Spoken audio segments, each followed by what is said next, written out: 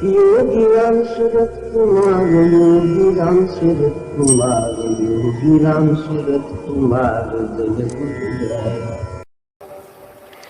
எதை நாம் பகவானுக்கு அளித்தாலும் அது பல மடங்கு பெருகும். நாம் நாமத்தை சொல்லி சொல்லி அவருக்கு அர்ப்பணம் செய்து கொண்டே இருந்தோமானால் அது பெருகும்.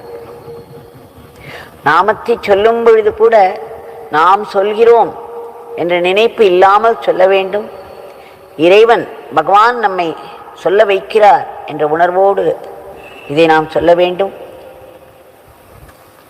நான் முன்பே ஒரு முறை சொல்லியிருக்கிறேன், ஒரு இரவு முழுவதும் பகவானுடைய நாமத்தை சொல்லி சொல்லி மிக பெருமையாய் 20,000 எண்ணிக்கையோடு விடிகாலை வேளையில் அவரை வணங்கி நான் 20,000 நாமம் இரவு முழுவதும் கண்முழித்து சொன்னேன் என்று சொன்ன பொழுது பகவான் முதுகில் தட்டுவார், ஒரு பெரிய புன்னகை செய்வார், கையை தூக்கி ஆசீர்வதிப்பார் என்றெல்லாம் எதிர்பார்த்தேன். ஆனால் அவர் முகம் சுருங்கியது, கைகளை அசைத்து பிரயோஜனம் இல்லை என்பது போல் காட்டினார். எப்பேற்பட்ட அதிர்ச்சி! இரவு முழுவதும் எவ்வளவு கஷ்டப்பட்டேன் என்று எனக்கு தெரியும், பகவானுக்கும் தெரியும்.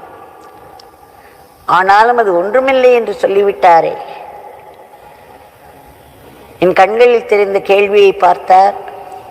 பிறகு சொன்னார், நீ சொன்னாய் நீ அந்த நாமத்தை செய்ததாக. என் தந்தை அருள் இல்லாமல் உன்னால் செய்திருக்க முடியுமா?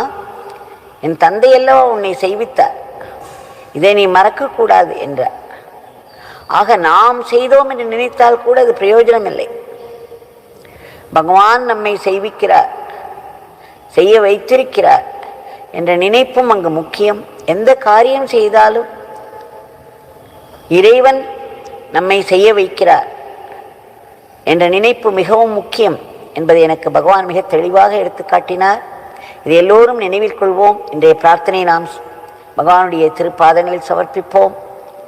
பகவானிடம் இறைஞ்சி இறைஞ்சி வேண்டுவோம். அது மட்டும்தான் நம்மால் செய்ய முடியும். நம்முடைய இருக்கிற இடத்திலேயே மற்றவர்களுக்காக நாம் ஏதாவது ஒரு சர்வீஸ் செய்ய வேண்டுமென்றால் அவர்களுக்காக நாம் நாமத்தை சொன்னால் போதும். ஆக பகவான் தங்களிடம் மீண்டும் மீண்டும் பிரார்த்தித்து கொண்டே இருக்கிறோம். இப்பொழுதும் பிரார்த்தித்துக் கொள்கிறோம்.